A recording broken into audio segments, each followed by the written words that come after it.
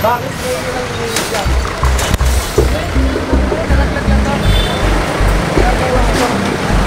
Kahapon pa yan, ngayon pala kayo naglilinis. Kung hindi pala kayo pupunta, hindi pa kayo naglilinis. Kasi Makati, ito Manila. Establishment nila Makati. Ito tinatambakan nila lang kung ano, Traction, Manila. Wala! Lisensya mo na! O bata ko yan, wala kang ano ah. Matagal na to kasi ang problema natin dito, yung mga basura nila, nilalagay nila dito. Tsaka yan, oh. Kita mo, naka-counterflow pa yan. Masyado silang abuso. Dumaraan dito, para hindi nila masisi Maynila. Yan kaya mga yan, mga negosyante na taga Makati yan. Basura lang nila iniiwan nila sa Maynila. Walang driver, sir. Hey! Sino po ang driver? Patawag po ng driver, sir. Paulit-ulit dito yung reklamo. Ang dami nilang mga tawag ito, basura, yung kalat dito. Eh, alam nga naman, marami kami dito mag-ooperate. Diba? So, ang pinaka-dabis dito, total, Makati naman yan eh. Doon sila sa Makati magtapon ng basura nila. Sobrang obstruction, tsaka yung mga basura nila rito, nakabalagbag lang dito sa kalsada. Purong pagmamahal. Pabilang, boss. Sarap. Miss ko yung tatay ko, ha.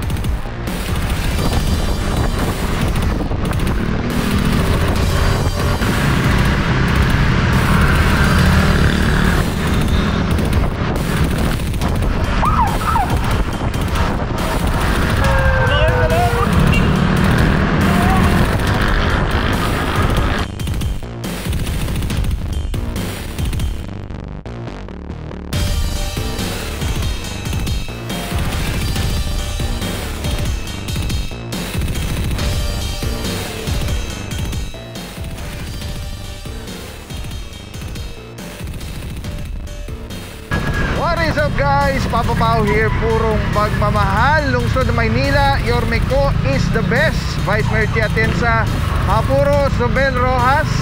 Araw natin, August 21, 2025, Thursday. Kasama ang tropa ng MTPB Motorcycle Unit, headed by Boss Jober Banaag. Puro shoutout sa ating director, Boss Dennis Biyahe. Napakasipag ni bossing na yan. At kasama rin natin, mga puro, kasama rin natin ang tropa ng DPS QRT, headed by Sir Rafi Ocampo. Kaya kasama natin kanina. Mga puro, hindi pa natin yung alam yung exact complaints area, pero nanggaling na daw dito, ano, as per sa tropa, yung kahapon. Eto mga puro, may mga naabutan na dito ng mga naka-illegally parked vehicles. At kung makita nyo, pinapostean na po ng tropa para mahuli sila sa violation na illegal parking or obstruction. Yan. Tapos tayo, direct sama tayo dito kay Boss Jobber. Meron ditong toda, tignan natin. Mukhang okay naman. Pag-deploy nila Boss Jobber, baba tayo mga puro para mag-cover.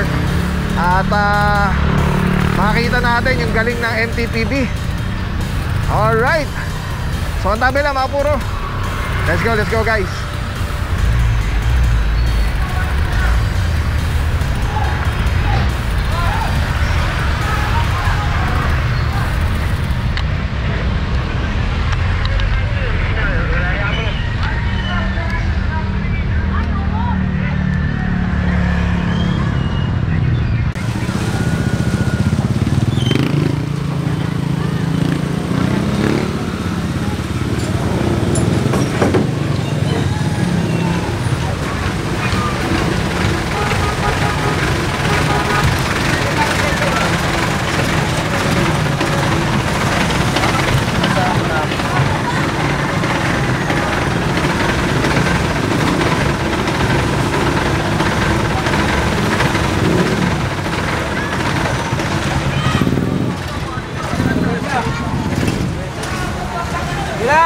Lisensya mo na.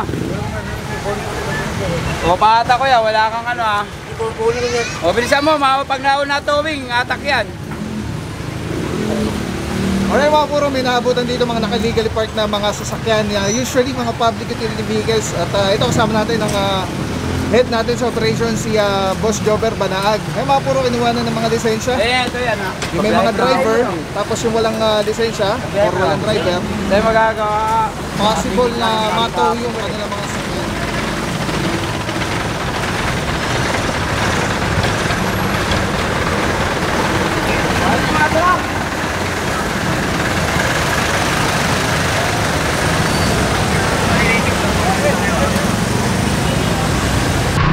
Alright, yan mga puro, marami-rami ito, no?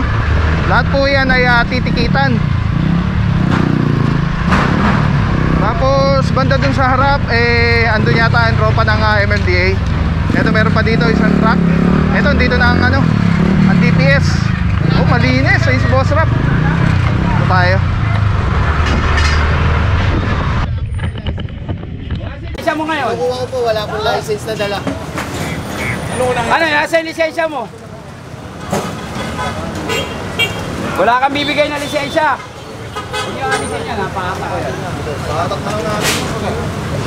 Dito pare, yun ang instruction natin. Kasi, Ito na ako yung lisensya na ito. ano po yung driver, sir?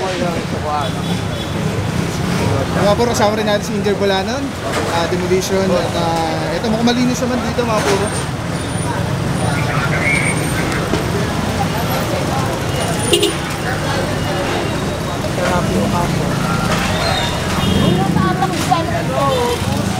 Walang driver, sir. Si August. Sino po ang driver? Patawag po ng driver, sir.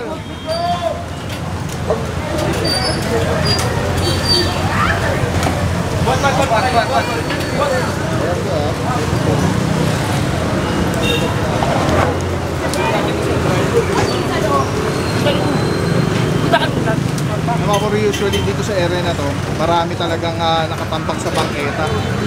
Medyo naglilinis sila ngayon, pero kung naaalala nyo, kasama natin si Kuya Radungan dito, ang dami niya nakatambak sa bangketa po. Ayan, buti, malinis-linis na, kahit pa paano may pagbabago.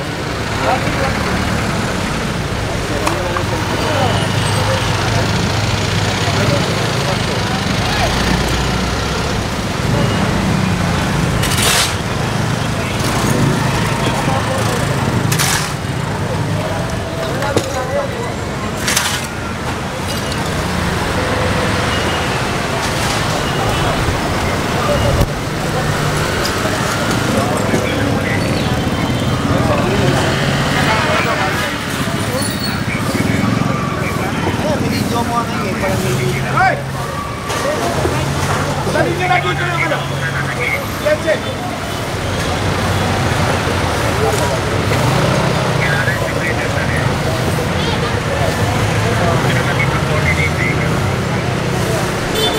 Bakit kayo lang hingin dyan?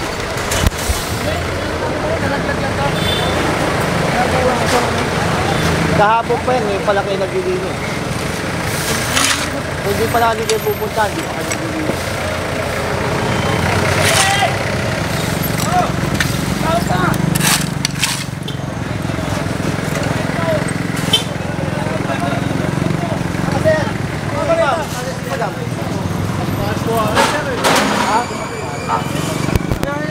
Hindi kasi pwedeng umalis, wala kami makausap na maayos. Wala kami makausap na maayos dito. Tingnan John! Tingnan dito! John!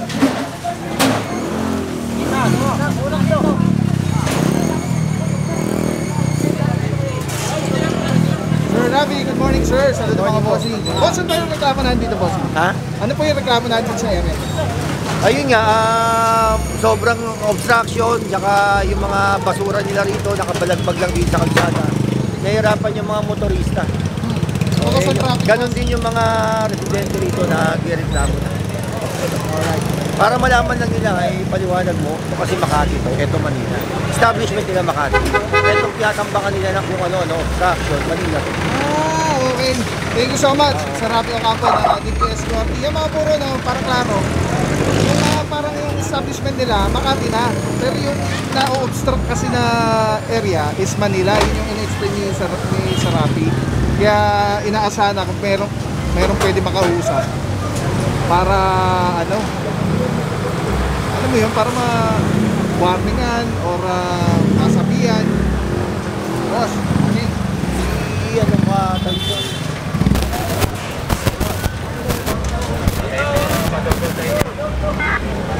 Ay mga puro, sama natin. Boss Jobber, good morning. Good morning, Saludo good morning, mga bossing. Pao. Boss, ano ba yung pakay natin ngayon dito sa lugar natin? Ito, matagal na to kasi ang problema natin dito, yung mga basura nila, nilalagay nila dito. Tsaka yan, oh. Kita mo, naka-counterflow pa yan. Oh. Masyado silang abuso. Ito talagang marami talaga reklamo na. Oo, noon pa, di ba? Noon pa, ilang taon na yan, lagi lang reklamo. Ito po ba, bossing, hindi natin sila na parang nawahan? Ilang beses na, boss. tagal na rin, ilang beses na. Dami na yan. Ilang warning notice, lahat binigay na dyan, talagang wala. Boss Jobber, thank you boss ha. Para klaro lang din boss, malinawan yung mga nanonood po. Yung establishment kasi nila, Makati yan. Oo. Tapos yung basura nila, nilalagay nila sa Manila. Maynila. Oo, yun. Thank you so Para much. sa Boss Jobber. kaalaman ng lahat na dumaraan dito, na parang hindi nila masisi Maynila, yan kaya mga negosyante na yan, taga Makati yan. Basura lang nila iniiwan nila sa Maynila. Alright. Thank you so much, Boss Jobber, panaag ng MTPB. Yan, mga puro, no, klarong-klaro. Ito po kasi, actually, kung maalala nyo, unang upo pa lang ni Yorme, ito na, kiniklearing na po natin ito. Ang problema, yan, establishment po nila, Makati na. Itong kalsada is Maynila. Pagkatis dito, on the way na rin dyan. Oo. Utusan nyo, ha? Kung anong gagawin. Okay, good, very good. Picture, kailangan pictures, ha? Andan ba yung mga pulis? Kasama kayo pulis? Sabi ko, sabihin ko sa inyo, para na Ano ba yung mga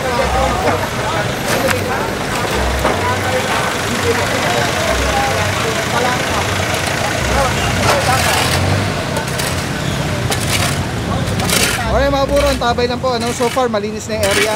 Ito lang yung concern po natin dito. Simbang kita yung kalsada Maynila. Yung establishment po is Makati. Yung truck ni Lando na lang. Asan si Lando? Yung truck dito.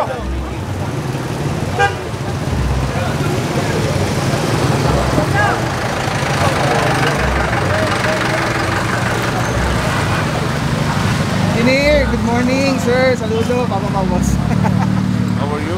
Boss, nakapahinga na dun sa palangka. Andun pa. Andun yung mga tao ko. Oo. Boss, ano ba yung reklamo natin dito ulit, sir? Ha? Dito po, at sa area, ano po reklamo natin ulit? Paulit-ulit dito yung reklamo. Ang dami nilang mga tawag ito, basura, yung kalat dito. Alam nga naman, marami kami dito mag-ooperate. Di ba? So, ang pinaka-dabis nito, total, Makati naman yan eh. So, dito sila sa Makati magtapon ng basura nila. Kasi ngayon ba, may inaantay ba tayo na pwede makausap sa kanila o ano? May lumulutang po ba? Bahala sila kung anong kanilang basta ang instruction sa amin dito. Kailangan na linisin ito at para yung pag-operate nila dito. Thank you so much. Hello. Engineer Bolano. Alright, yan mga puro, no? Sobrang dami ng reklamo kasi dito sa area. Naglilinis po sila kung kailan nandito na yung clearing operation po. Nakita natin kanina, meron pa mga tolda-tolda doon na dinidismantle ngayon lang kasi nag-clearing na po. Pero ito po sitwasyon ngayon dito. So, alam ko, inaantay lang na may makausap para talagang masabihan na talaga. Pinakamaganda, may ari sana. Kasi yun nga, tulad sabi ni Jerbolano, hindi naman pwedeng araw-araw babantayan sila dito. Kaya lang, ang problema, yun nga po, araw-araw din binabalik po yung mga basura. Yun po yung reklamo.